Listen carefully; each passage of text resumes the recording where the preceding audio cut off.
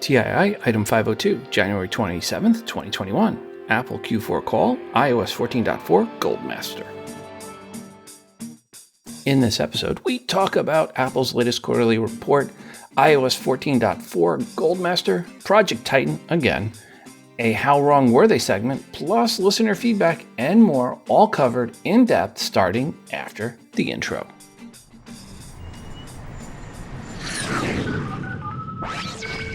Welcome to Today in iPhone. I like it a lot. Today in iPhone. Hey, caller! Oh yeah. My beautiful iPhone, which I never have out of my hand and that I do everything with and has become an extension of who I am. Today's episode is brought to you by Freshly. For a limited time, get $40 off your first two orders. Go to freshly.com/TII to learn more. Welcome to the show. I'm your host, Rob, and you are listening to the Today in iOS podcast. First up, I want to thank Jeff for sending in the music here in the background. Jeff wrote, "Hi, Rob. I made this song called Dreamer with my iPhone using the Garageband app. For free downloads and more music, follow me at JeffJ6 on Twitter. Regards, Jeff J." Well, thanks, Jeff, for the music. And folks, I will put the full song at the end of the episode. Also want to thank Jernell for sending in the artwork for this episode. Jernell wrote, "Hi, Rob.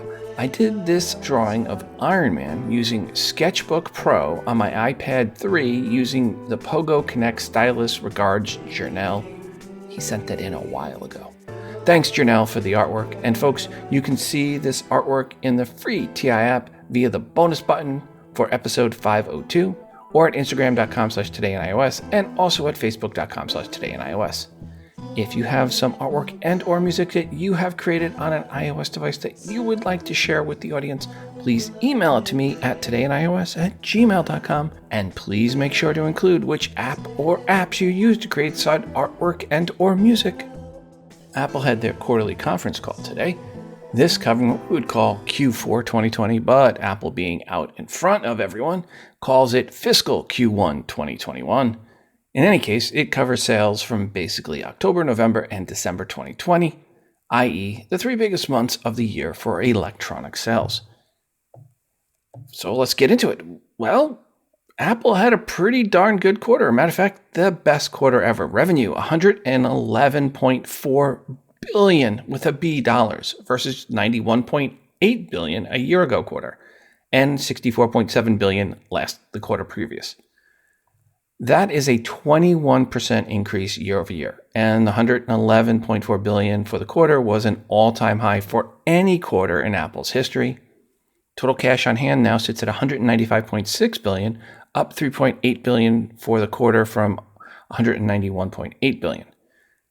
They do have $112 billion in debt, however, so the net cash is more in the 80-ish billion range. That's all. Apple will pay a 20.5-cent dividend on February 11th for owners of shares as of February 8th. And when we break down last quarter sales, here's how it breaks down for the different product line. iPhones, there was a $65.6 billion in iPhone sales versus $56 billion a year ago quarter and $26.4 billion the previous quarter. So more than doubled the previous quarter in sales. iPads, $8.4 billion versus $6 billion a year ago and $6.8 billion the previous quarter. Macs came in at $8.7 billion for the quarter versus $7.2 billion a year ago. And this is the only one where the previous quarter was better. They were at $9 billion in Mac sales the previous quarter, which makes sense. That's the back to school period. Wearables, $13 billion for the quarter versus $10 billion a year ago, that quarter, and $7.9 billion the previous quarter.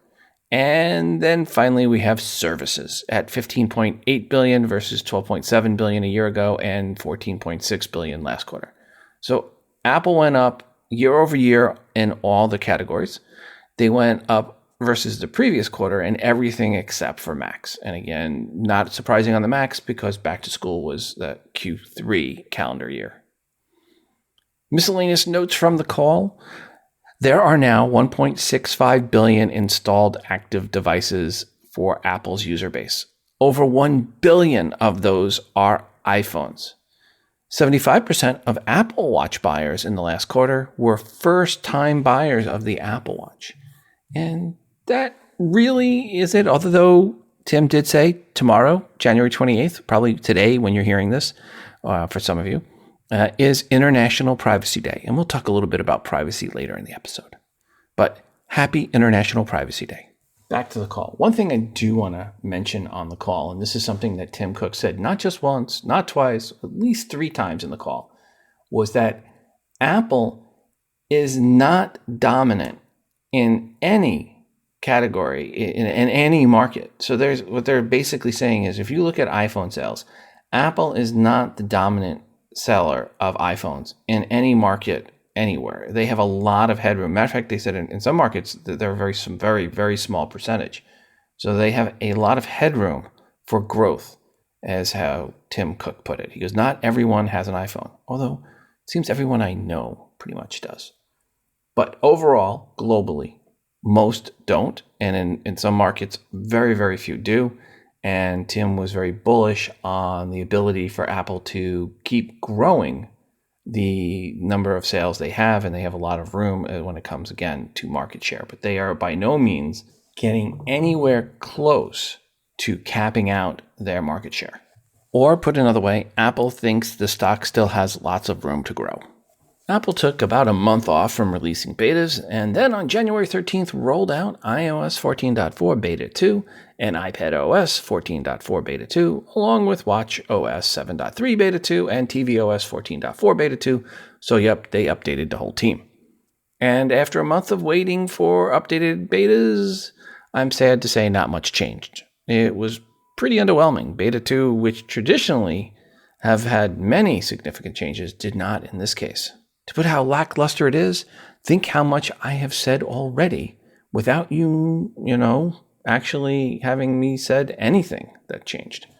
One of those underwhelming changes is per the splash screen.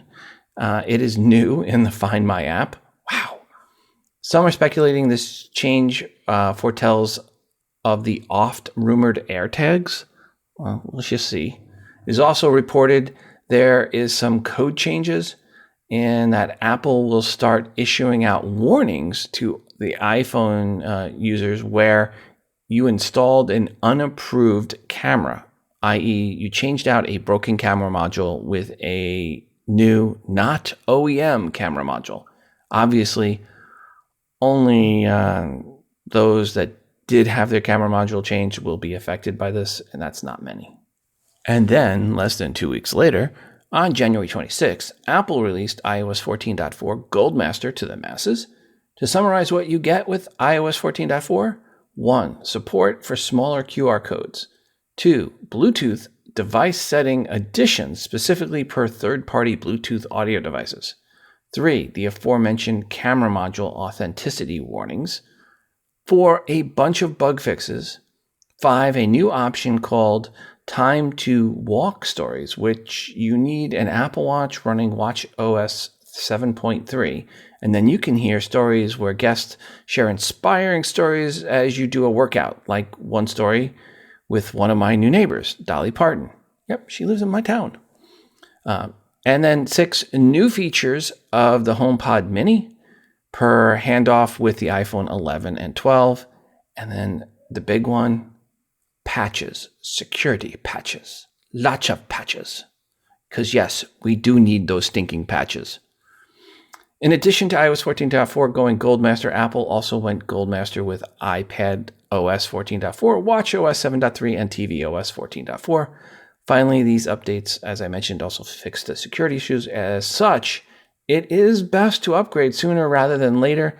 Evidently, these security issues were significant. And as such, I would recommend you release the hounds right away. I don't normally do that, but this time I'm going to say release the hounds and upgrade to iOS 14.4 now. If you have listened to this show for a while, you know I rarely ever recommend you update right away. But this time, Apple is urging users to upgrade right away because of said security issues. And they said they may have already been exploited by hackers. So yeah, this isn't it could theoretically be. This is one that Apple feels may have already been exploited by hackers. So yes, if you're hearing this and you haven't upgraded to 14.4 yet, best to do so ASAP. Quote, "It feels like we are trying to justify doing a bad thing by hiding behind people with a sympathetic message," unquote. This from a Facebook employee when talking about Facebook's complaints of Apple's upcoming privacy requirement that all apps must follow, must now allow users to opt in to be followed, to be tracked if you're going to track their actions. Of course, the one exception there is Apple's own Podcasts app and all the other podcast apps, actually, that have podcasts from hosts using services that track listeners' actions and share listeners' personal info. FYI, Libsyn does not allow that. Again, outside of that, Apple is putting in privacy for app users so they are not tracked without having the option to opt in. And since this is International Privacy Day, I'm just going to say this. The only podcast app I recommend for listening to podcasts, other than the Tii app for this listening to the show, our own app, but the only one I recommend you using for listening to all those podcasts that don't have their own app is Overcast. And why? Because Overcast has an option in there to see the privacy and tracking that the different shows are doing. So go ahead and take a look at what Andrew Yang Speaks. You can see that his podcast is tracking listeners. Same with Ben Shapiro's podcast. So we can go on both sides of the aisle. So there are podcasts out there that are absolutely violating listeners' privacy, and to celebrate International Privacy Day, I recommend if you're listening to a podcast, go to the Overcast app. At least there you can check to see the podcast you're listening to and to see if they are tracking you. Okay, back to the Facebook employees throwing shade on Facebook. Here's another one. Quote, "People want privacy," read another Facebook employee. "Facebook objecting here will be viewed with cynicism. Did we know this would be bad PR and decided to publish anyway?" Unquote. Ouch. When even Facebook employees can see that their objections to Apple's privacy push is BS, there is little chance of Facebook winning over anyone else, especially, the actual users whose privacy Facebook is pushing to continue to violate, which is, basically Facebook wants to be able to keep shearing the sheep the way they've sheared the sheep all along. And Apple's saying, no, the sheep need to now opt in to being sheared. No offense to anyone who I just called a sheep. But point is, Apple wants their users, which are not sheep, to be able to opt in anytime someone wants to track what they're doing. And again, outside of the Apple Podcast app and other podcast apps, all other apps are going to require that. And then hopefully Apple will make the change for the podcast app and other podcast apps and require that as well for opt-in for tracking. I want to welcome Freshly as a sponsor of the show. Right now, Freshly is offering our listeners $40 off your first 2 orders when you go to freshly.com/TII. To say the past year has been chaotic is an understatement, to put it lightly. How about this year, we let the chefs at Freshly take care of your meals a few nights a week and take the pressure off you. Freshly offers chef-made, nutrient-packed, delicious meals delivered fresh to your door, no cooking required. Make eating better your New Year's resolution and get a special limited time offer. Go to freshly.com/TII for $40 off your first 2 orders.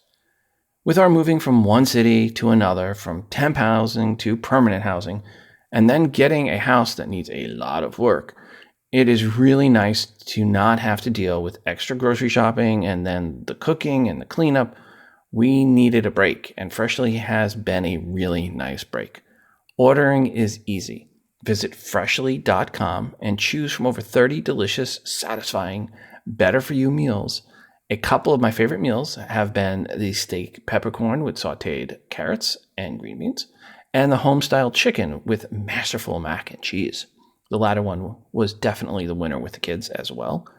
Freshly can fit your lifestyle with a variety of plans and meals to pick from that work for your dietary needs, preferences, tastes, and family size. Try Freshly now for a limited time to get $40 off your first 2 orders. Go to freshly.com/TII to learn more. Thanks, Freshly, for sponsoring this show and filling my belly. Well, the Apple Car Project Titan rumors are heating back up, in part because someone at Hyundai said it was in the, quote, early stage, unquote, of talks with Apple per a possible electric car partnership. That was followed by a call from Tim Cook to the front desk at Hyundai headquarters, where Tim asked to speak to the dumbest person on the planet, whom apparently now works at Hyundai in their PR department. Hours later, Hyundai backpedaled on their statement, changing it to say they were talking with a number of potential partners about an electric car tie-up, this time not naming Apple. With the cat maybe out of the bag, Hyundai's stock jumped 20%. So maybe the person that mentioned Apple did not get fired after all. In what I am sure is completely unrelated news, Apple announced that, quote, Dan Riccio, or Riccio, however you pronounce Dan's name, Riccio, let's go with Riccio, will transition to a new role, focusing on a new project and reporting directly to Tim Cook, unquote. Yeah, I'm sure Dan moving to a new, unnamed, completely secret project and reporting up directly to Tim Cook has absolutely nothing at all to do with the oft-rumored Project Titan. Maybe Dan is just taking over the lead of the team redesigning the Apple charging pad. Oh, did I say that out loud?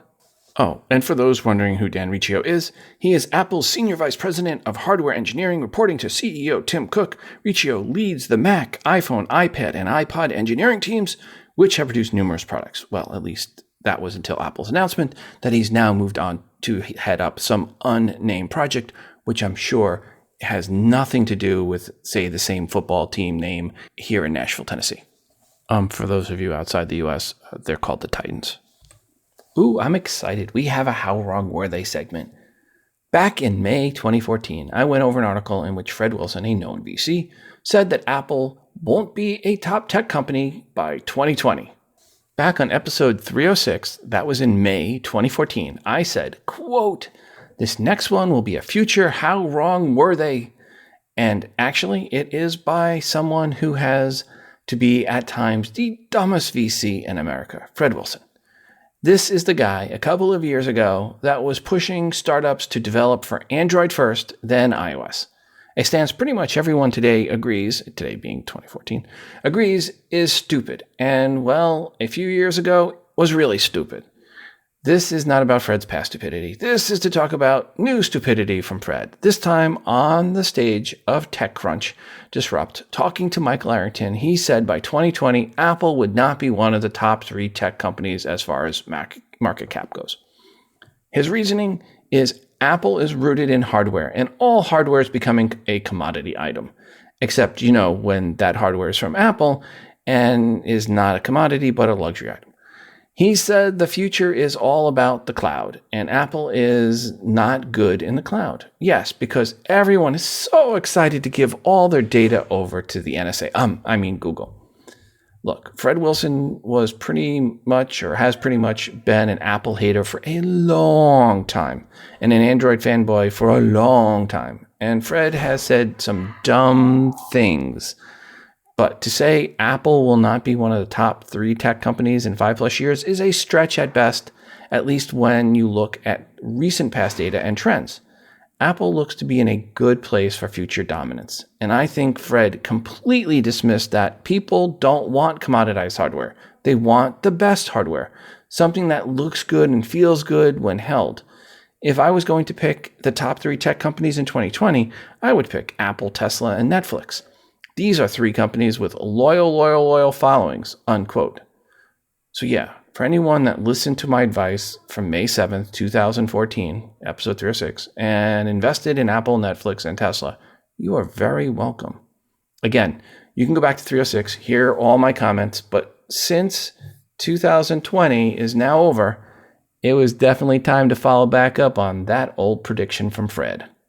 Hello, Rob. This is Justin in Pennsylvania. I'm calling in response to the listener who had issue with the space on their Apple Watch. And what I have found is the problem with the space on my Apple Watch isn't so much the apps I've added, but I did have Overcast, which automatically added over onto my watch and then started automatically syncing podcasts. And I didn't have very much space on my watch because I had a original Series 1 watch.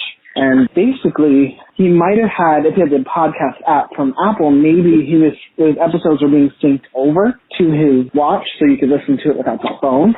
I think that could be the issue, but that's something I personally had experience with, losing a lot of storage on my watch. Thank you very much, Rob. Have a great day. Thanks, Justin, as always, for your voicemail messages. And into the email bag we go. Hi, Rob. I bought a brand new pair of AirPods because my others were out of warranty and it would have cost me more to replace them than it would to just buy a new pair. After I got them home, I tried to add Apple Care Plus, and it says that the AirPods aren't eligible to do so. Do you know why? Thanks, Aaron in Vermont. Well, Aaron, I looked up on Apple's site, and here's what it says for the AirPods. And it goes, enjoy 2 years of peace and mind when you buy Apple Care Plus for headphones. Every set of AirPods, Beats earphones, or Beats headphones comes with 1 year of hardware repair coverage through its limited warranty and up to 90 days of complimentary support. Apple Care Plus extends your coverage to 2 years for your Apple Care Plus from your Apple Care Plus purchase date and adds up to 2 incidents of accidental damage protection every 12 months each, subject to a service fee of $29 plus applicable tax. In addition, you'll get 24/7 priority access to Apple experts via chat or phone. Again, that is from Apple. So Apple is saying it is available, Apple Care Plus, for AirPods. So definitely contact Apple and find out what's going on because it doesn't sound right. Hello, Rob, and greetings to you and your listeners.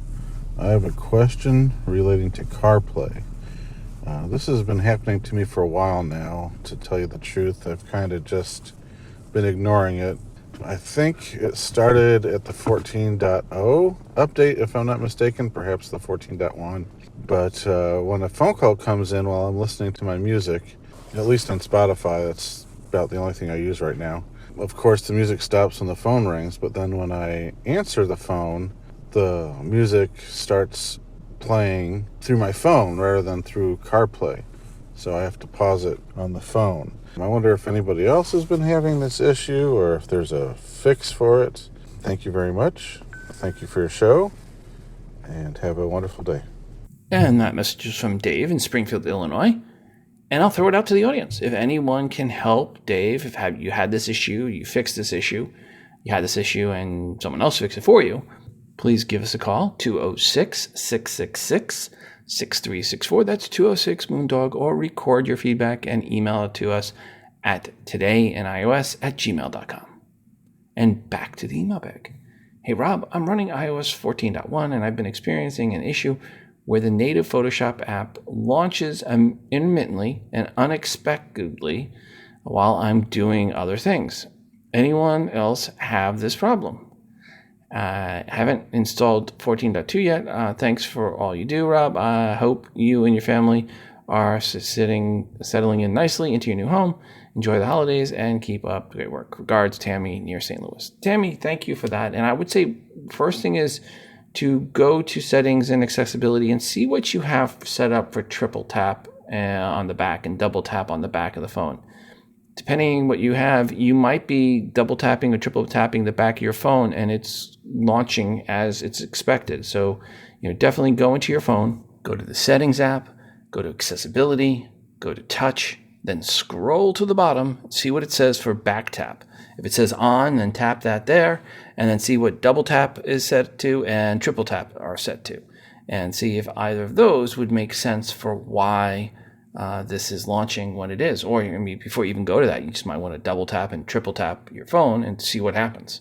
Back to the email bag. Hi, Rob. I was listening to episode 501, the open discussion on how to delete a workout.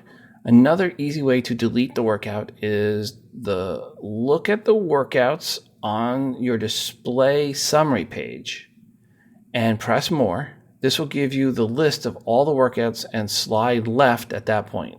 Regards, Jim Siegel, Laurel, Maryland. Well, Jim, thank you. That sounds like a much easier solution than what we were suggesting. And back to the email bag. Hi, Rob. My iPhone 11 updated to iOS 14 automatically. I didn't realize that auto updates had been turned on. I am now having a huge battery issue. I listen to podcasts through Bluetooth all day while I work. I used to go home with my phone battery at 45 to 65%. Since the update, the phone is dead by 11 a.m. I also exhaust 2 external batteries. I tried online Apple support and they don't see anything, but they gave me a Genius Bar appointment for Monday night. I then started to notice that the battery drain was happening while listening to podcasts more than any other time.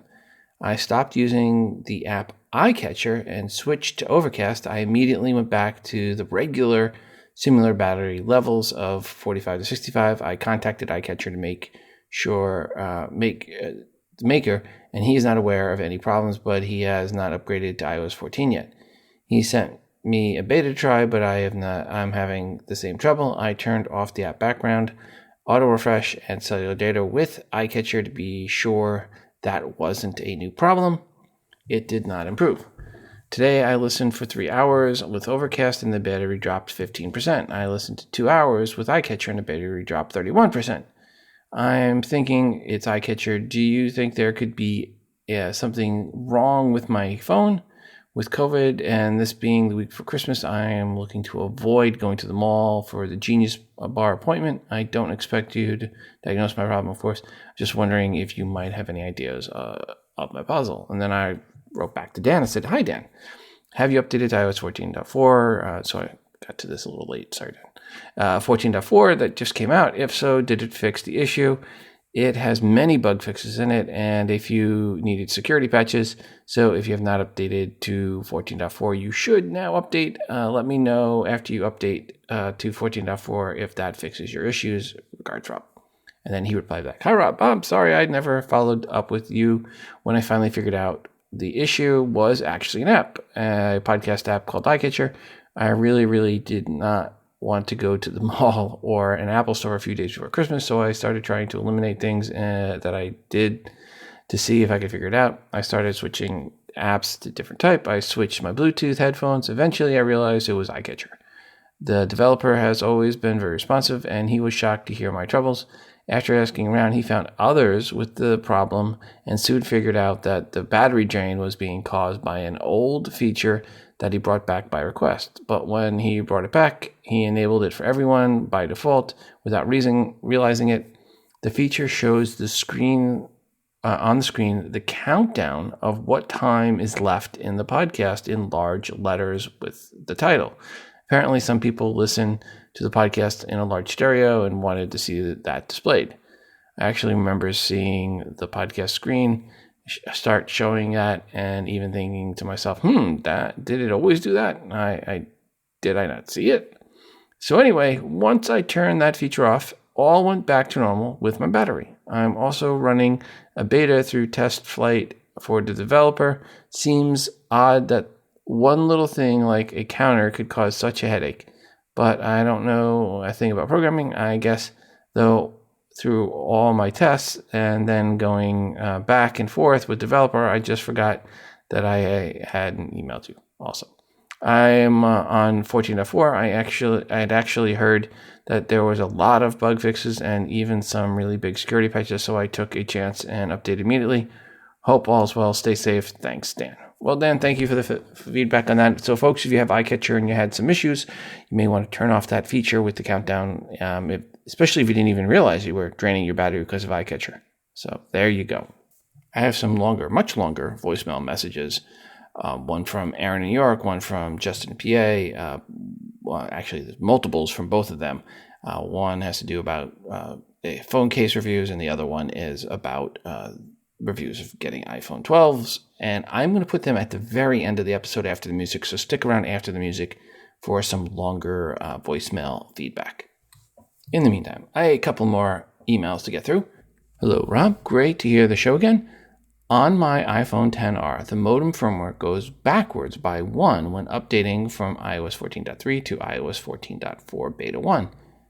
It's 3.02.02 on iOS 14.3, but 3.02.01 on iOS 14.4 Beta 1.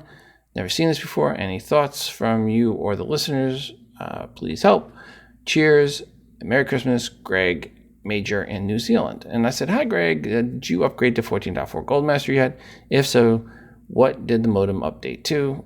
Rob. And he said, hi, Rob. Sure did. It is still 3.02.01. Sadly, as I do have an issue. Greg, sorry to hear. I am on 3.02.01. 02 for my modem, and I am running iOS 14.4 Goldmaster. If anyone out there has seen their modem firmware drop back to 3.02.01, or if you were running 14.4 and have something other than 3.02.01 or 3.02.02, let us know what it is and what phone you are on, because it could be something to do with hardware. On the last episode, I asked, and I've asked and some others too, I'd love to know why folks want to still jailbreak. Let me know what your reasons were. And I got this email back. Hi, Rob. I'd love to jailbreak again because of the following. 1, I'd like a Sega Genesis emulator on my phone. 2, I'd like to be able to permanently delete certain Apple apps. I called them on how to do so and was literally laughed at, such as Health, HomeKit, Watch, Contact Tracker, and a few others. 3, certain features from my iPad, such as swipe right from the home screen with widgets, although after 3 phone calls to Apple on how to delete that, I was told that it wasn't possible, but telling them it was via jailbreak, it miraculously allowed me to delete them with the next update. I wanted to because I have limited data on my iPad and no Wi-Fi access. I have some issues with Apple lately, and here's the highlights. I had said the cuss word jailbreak too many times, apparently, in the customer service, to their customer service, as when I had problems, they requested a screen share. I compiled, and after 3 said calls, I had 6 email accounts become compromised within hours of my last call. There are several others in which I had to call Apple more in the last 6 months than I have in the last 10 years of buying their products.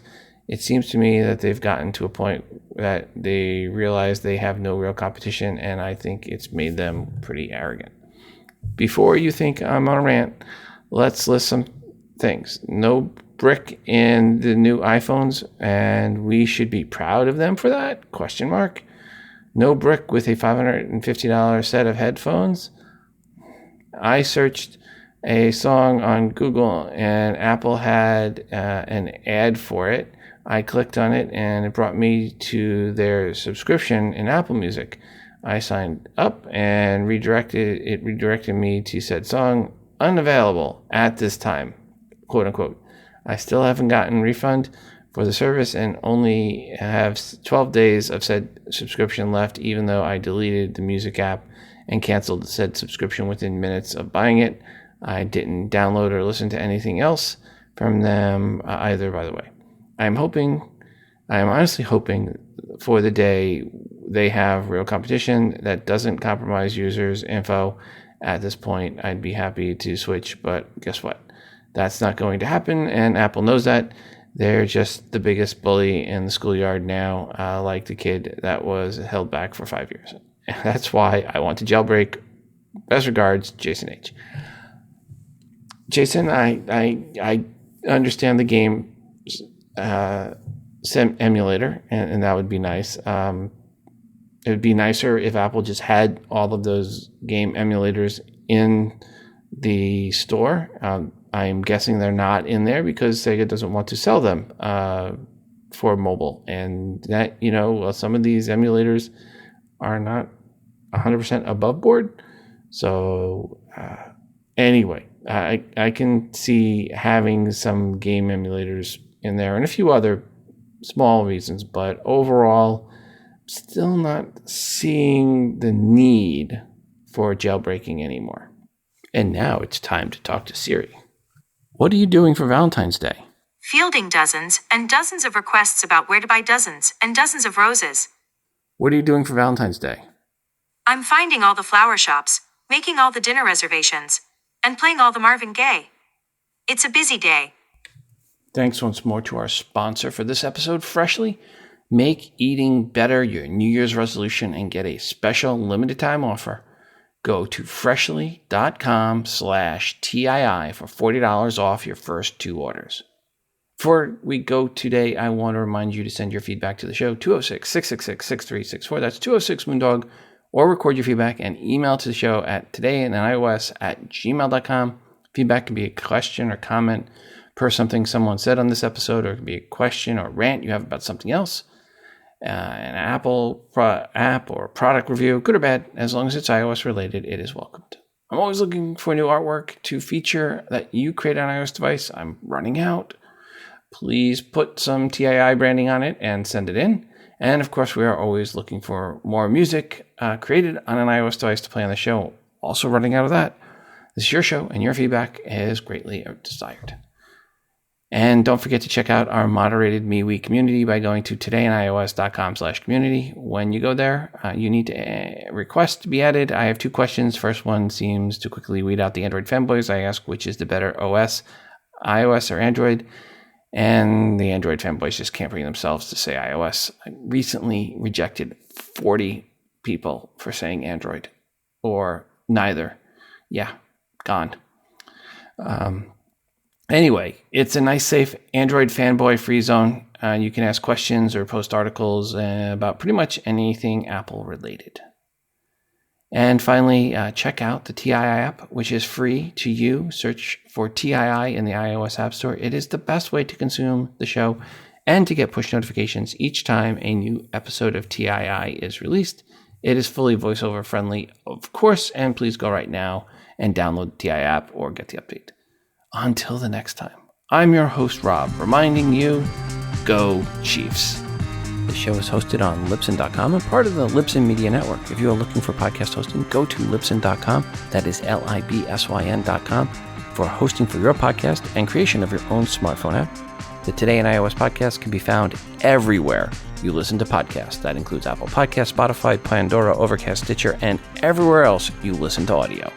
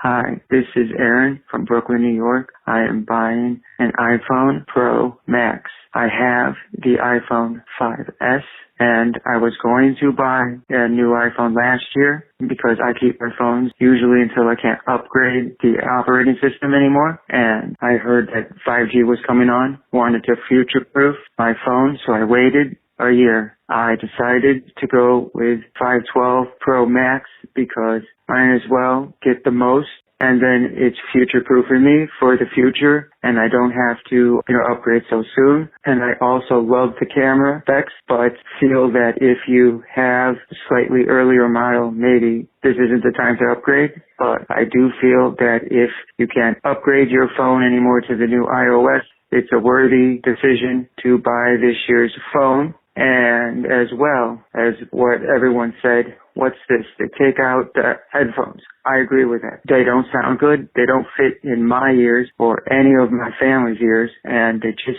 seem like one of the products they make that I don't feel needs to be in the box, but not to put a brick, giving us the reason, as you said, for greener earth. But it makes no sense because I do not, like most of you, have any way to charge a USB-C without buying the brick. And then they say they have this new fancy charger that you can lay your phone on. Great, but again, it's USB-C. Don't have the brick. So I have to buy the brick, and if they ship it to me, exactly what you said. And if I pick it up, it's still in another box, which makes 2 boxes, and 2 boxes are more than a bigger box. So I think they should have at least gave us the brick. And if they had to save some money, at least put the brick in on the Pro model since we're paying enough for it. My one question for you is that how good is Apple cases? Because usually I get OtterBox, and they're extremely durable and have protected my phone for years, and I've always gotten an OtterBox. But I checked the OtterBox website, and they right now don't have ones that seem to click on with the magnet. I wanted to know how Apple cases fared for drop tests and stuff like that in the past, using that as a model for maybe how these will last. And second, what third parties have them, and are they better or are they just the same? Because I was thinking about getting the clear case because these phones are supposed to be so beautiful, but maybe the other case, which isn't clear, is a better choice for safety. Let me know what you think. Thanks for the show. And by the way, I'm getting also my daughter and my wife a new iPhone, and they'll have most likely, my daughter wants the same one as me, the Pro Max, and I'll probably get the same for my wife. But as that says, get the most memory you can because you cannot upgrade them by putting any kind of memory in it. Unless she wants the Mini, my wife, most likely she'll have the Pro Max. And I think that's a worthy choice. Thank you. This is Aaron from Brooklyn, New York. Me, my wife, and my daughter have old iPhones. I go by the notion that you should keep your phones at least until either the apps won't upgrade or the phone won't upgrade to the new iOS. And me and my wife are coming from 5Ss and my daughter from the first gen SE to make it future-proof and to make it, and not have to worry about memory. I'm going with the iPhone 12 Pro Max 512 gigabytes. I am a big photographer and do it professionally as well. So it makes sense to go with 512. And for my daughter and my wife going with the same, so I don't want to have to worry. My daughter likes to add a lot of apps, and my wife and my daughter don't delete a lot of photos and videos. They keep them on, and then months go by, maybe even a year goes by, and then they say, could you download it to my computer? So then you'll have no problems. Okay. Now, I'm giving you a little up and a tip. So I use T-Mobile. T-Mobile, I called to order these phones, and when I ordered it, the lady would not give me free shipping on all 3 phones.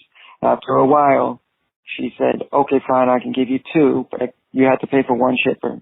And at that point, when she said I had to pay for 1 phone, I was questioning her to go to one of her superiors. The phone disconnected. When I recalled, I got a guy this time. No questions. I just said I need 3 iPhone Max Pros 512 with free shipping on all 3 of them. He says no problem, and we gave him the free shipping. So my tip to you is if they're not giving you what you want and they won't budge, just say I'm going to think about it, and just hang up. Then call back and get someone else. If you're asking for too much, they can only do so much. But when it comes to the little things like free shipping and stuff, usually just talk to someone else. And they'll give you what you want because they want to keep long-term customers. I don't know what's up with her, but I got what I needed, and it should be coming. He said that it was good that I picked that phone because all the others were back-ordered. When I checked, my phone wasn't back-ordered. But when a couple days later, it was back-ordered. And I bought it like on Monday of this week, so that was like 2 days ago. And I have not received a tracking number, so I'm wondering if it got back ordered for some reason because he said it should be here at the latest 5 days. So I don't know. I should have got a tracking number, but whatever. I ordered it, and it will eventually be here. Now, another thing, you're one of the best podcasts. Even talking about YouTube videos about iPhones. But there's a couple others just as good, and I enjoy watching them. But out of the ones that I consider top of the line, very little is talked about cases, and what cases are good and what cases are not. So it's very difficult, but I want a clear case. I usually go with OtterBox, but I'm not. And at the top of my head, I can't remember the name, but when I get the case, my daughter wanted a case. It's not mag safe, but they say it can work with a mag, but with all the problems coming with the mag safe charger, I'm not going to even bother right now getting it. It makes my phone expensive, and it doesn't charge at 20 watts. It only charges at 15. It's not that important, as my daughter says. It may not stick on as well as the cord that plugs in if you just jostle it a little bit, and she likes using it while she's in bed or sitting on the sofa while it's charging and using it because she uses it till it dies a lot of the time. So I'm not rushing for that. I'd rather rush for what I was saying is that, so I don't think right now I'm going to get the MagSafe charger since it leaves marks and whatnot on the phone. And it does heat up, I heard, and they're giving you all these warnings. So I'm just going to go with a fast charger, and there's many that say there's a couple brands that are no name, that are not Apple branded, but do work and are very good, and will work with the cord that comes with it. That being said, can't remember the name of the case. Again, I will call back at a later date when I get the case. It was a clear case. My daughter picked it out. The funny thing is it says it works with the MagSafe charger, though it's not a MagSafe case. It doesn't have magnets on the case. So I don't think it matters so much. I'm going to use the one thing in my car that hooks to the the window, and it has a gooseneck, and you just squeeze it, and you put your phone in, and then you slowly let go, and it holds it. It's one of the best holders, and I don't remember the name of it either. My wife just picked it up for me through Amazon, and it just works beautiful. So that being said, can't wait for my new phone to come in, and I'll let you know how it is. I don't think it will disappoint because every time I upgrade to a new phone, I always enjoy it until it gets slow on me and I can't update anymore. But now, since I have the Apple Watch 3, which my wife and my son have, I will be able to update it to the latest, and it already does amazing things and everything that I need. And I really don't need more, but I'll be able to upgrade it. The Apple iOS watch, the Watch iOS. And that being said, You have a great day. I enjoy your show, and I'll let you know more. This is Aaron from Brooklyn. Hi, this is Aaron from Brooklyn, New York. I have the iPhone 12 Pro Max. I'm enjoying it. I got my free year of Apple TV and used it on the Apple TV on my big screen and enjoyed a couple of movies. And then updated my phone and never using Apple TV except around Wi-Fi on my phone before I updated it. It worked fine. My family could watch a TV program on a big screen and from any channel, and I could watch Apple TV on my phone. When I left the house, I was confronted with the app, Apple TV, not working, saying that there's nothing downloaded to watch. And I called up Apple. They could not find anything that they knew about that could be a problem. And we soft reset the system that about the phone services, whatever that was. And we also turned on and off the phone. We deleted and put on the app, reinstalled it, and again, didn't work. So she took copious notes, she said, and said this is the first time she's ever heard of a problem like that. I got an expert, as she said, someone above her that could do the tech and maybe help me out. She told me to do the same things. I said I already did it. She didn't know what was going on and told me that maybe with the new update, but she did not know because, again, no one's ever came up with this problem. So I went home. She said she needed to get onto my phone and share the screen with me to see what the problem was. But without Wi-Fi, she couldn't do it, or with the phone service. So, and I'm using T-Mobile.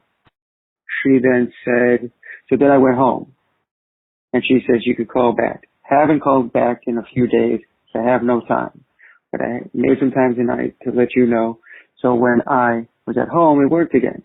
Realizing I was in Wi-Fi, I decided, like she said, test it out and download a movie. So I downloaded a show on Apple TV, and then I turned off my Wi-Fi on my phone. The only thing that showed up was the downloaded program. Could not get to any menu, no buttons, no nothing. So wherever there is no Wi-Fi, the Wi-Fi is turned off. I can't do anything unless I downloaded a program. Can't watch a movie, can't do anything. And on all the documentation about Apple TV, you're allowed to watch either over Wi-Fi or on your phone service.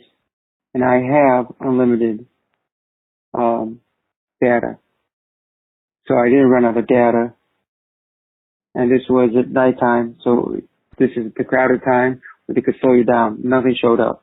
So I got to call them back, and they have a number for me on this problem. But maybe I prematurely downloaded the update because it was a few days after it had launched.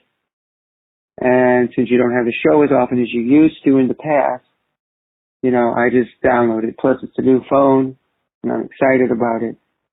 But in a nutshell, the problem is that it only works when I'm in Wi-Fi. Whenever you're not on Wi-Fi, I cannot watch a single thing that is on streaming. I don't get any buttons or nothing. If I downloaded something, that's the only thing that will show up. When I'm in Wi-Fi, it works.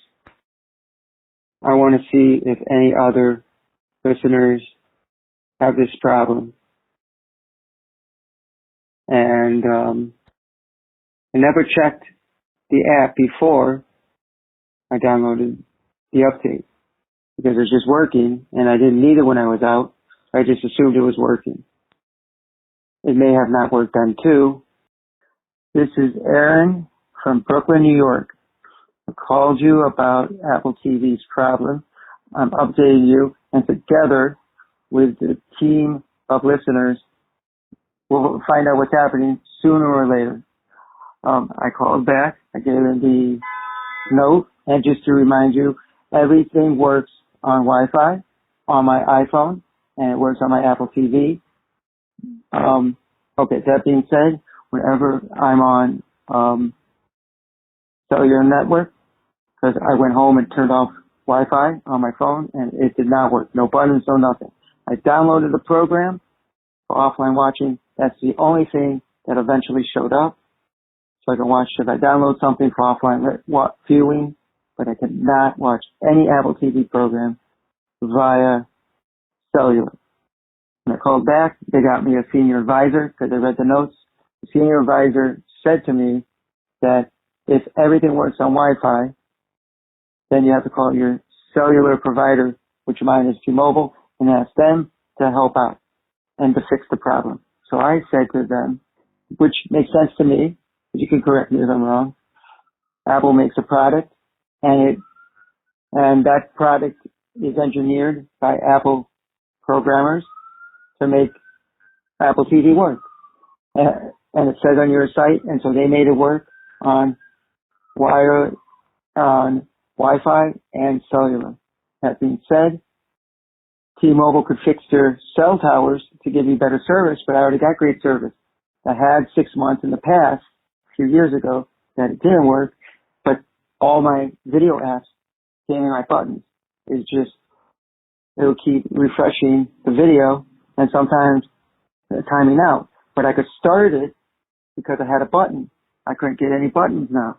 It shows me nothing. It's blank, except for the one video I eventually downloaded as a text. So I can't watch anything over cellular. And so when I'm out and I'm places where there's no there's no Wi-Fi, I can't watch any programs.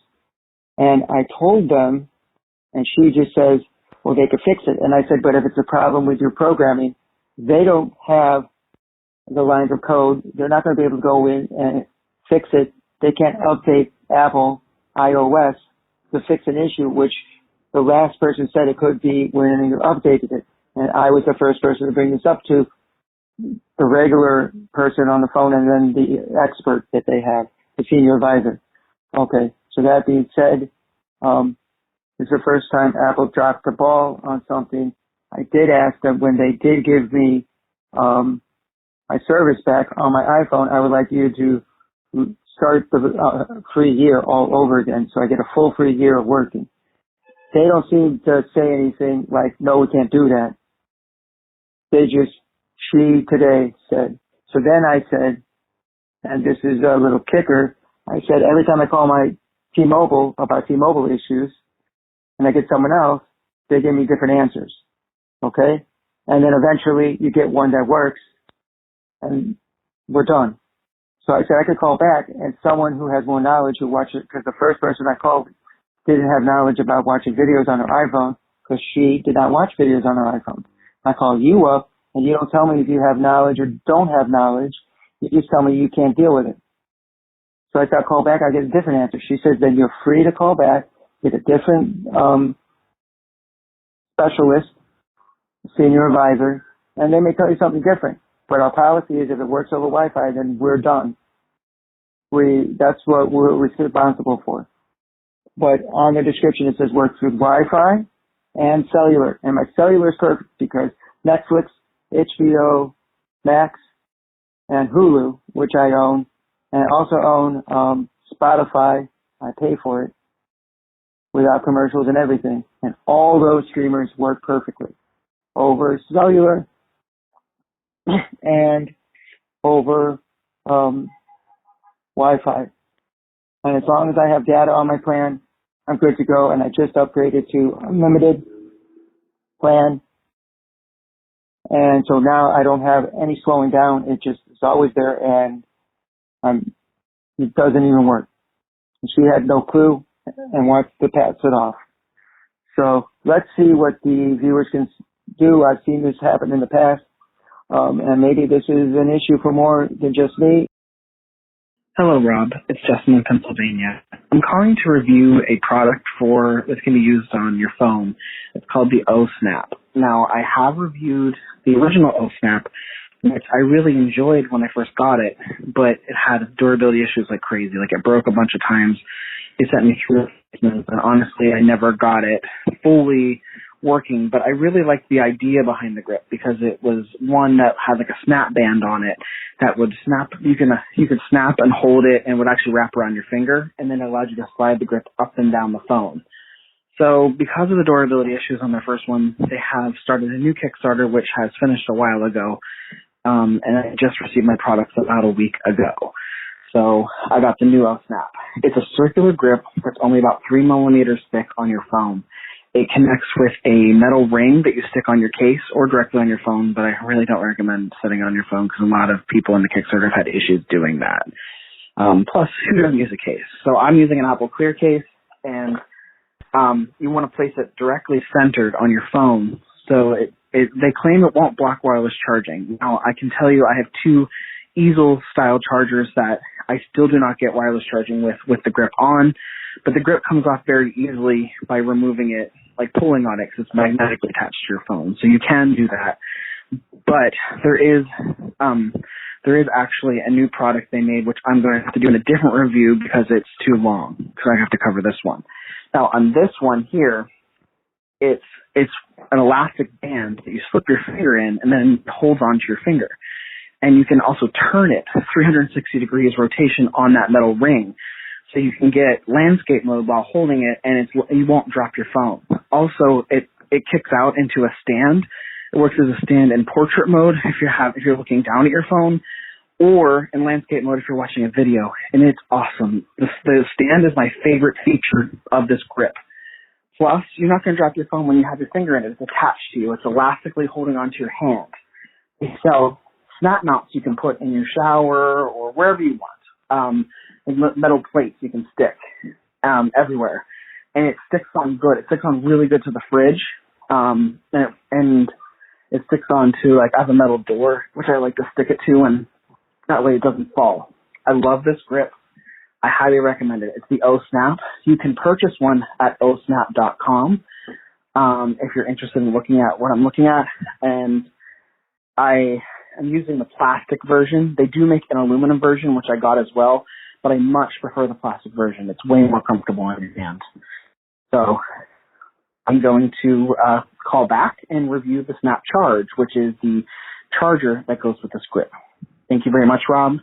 Have a great day. Bye. Hello, Rob. Justin, Pennsylvania. This is part 2 of my O-Snap review. Now, my first one was about the grip, which I really liked. Just as a quick recap, magnetic, 6 things. It has an elastic, holds on your phone, and you can turn it 360 degrees to look at your phone in landscape or in portrait mode. So it's great. I like the grip a lot. Now, the Snap Charger is something that is a mixed bag for me. Number one, I love that it works very much like the new Apple charger does. It magnetically sticks onto the grip and charges your phone. That functionality for me works great. I actually used the charger to center my grip on my phone, so I knew I had the right spot. It charges my phone just as fast as it did before. It doesn't go slower because there's a big grip on it, because that could slow you down. But for me, that's not an issue at all. It works great. Now, the mixed bag part of it for me is the magnetic cable they give with you. It's a very nice braided cable, and then it's a USB-C magnetic adapter that goes into the thing, and then it magnetically attaches to the grip, which in theory would be great. I like the idea that you won't yank your grip down. Now, the downside is, when they first showed a prototype of it, it was going to be a 360-degree swivel cable. I guess they claimed that cable was not charging well enough, so they switched to this L-shaped magnetic cable, which I hate. It falls off very easily. I actually had it attached to my magnetic mount in my car, which you can do. That's the nice thing about these snap chargers. They have steel plates on the back, and they'll stick to existing magnetic mounts, or you can buy one from the company that's made to do the same thing. They also make a snap stand, which I'm going to have to review the snap stand by itself as well. It's an ecosystem, this thing, which I really am liking so far. Basically, you're able to stick this thing on a stand, and it just stays there. And it doesn't go anywhere, and it's charging. You don't have to find the sweet spot. It's just like the Apple thing, but you also get a grip out of it that you're not going to drop and smash your phone. So, to me, I like the Apple thing, but the Apple thing does not, from reviews, does not seem to be as strong as this one. This thing really sticks on there, and you have to pry it off a little bit, which is nice, especially in the car. So the Snap Charger, I really recommend it. Some people claim it gets too hot for them. My experience with this charger is it's been great. It works perfect every time. It charges my phone every time. So I have set my phone even on my stand charger before and wake up in the morning and realize my phone didn't charge all night. Since I've switched to the OSnap, that has not happened.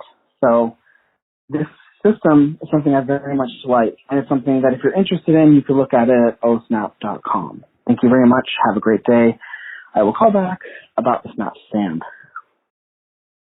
Hello, Rob. It's part 3 of my OSnap mega review that I've done, which I've never done before. I'm sorry that I did this. You don't have to use all of them if you don't want to. I get it. So the final part of this ecosystem that all goes together is the Snap Stand. Now, the Snap Stand, if you buy it by itself, it comes with a magnetic steel plate that you can just stick it on, and it'll hold your phone right in front of you, and you can plug a charging cable into it. But the way I'm using it is the Snap Charger attaches to it really strong.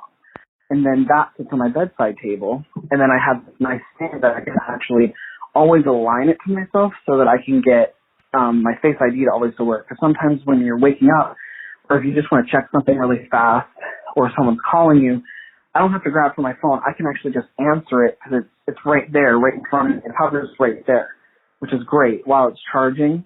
And the stand goes 360 degrees all around. It magnetically attaches to this steel ball, and you can take it all the way. You can have any direction you want to move it. It moves and glides perfectly.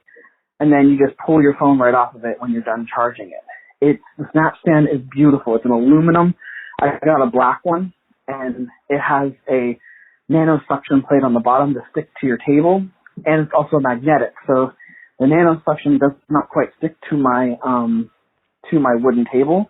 So I put a what do you call it on? I put a steel plate there, and now boom, it sticks there, and it's on there tight. It's actually hard to get off now.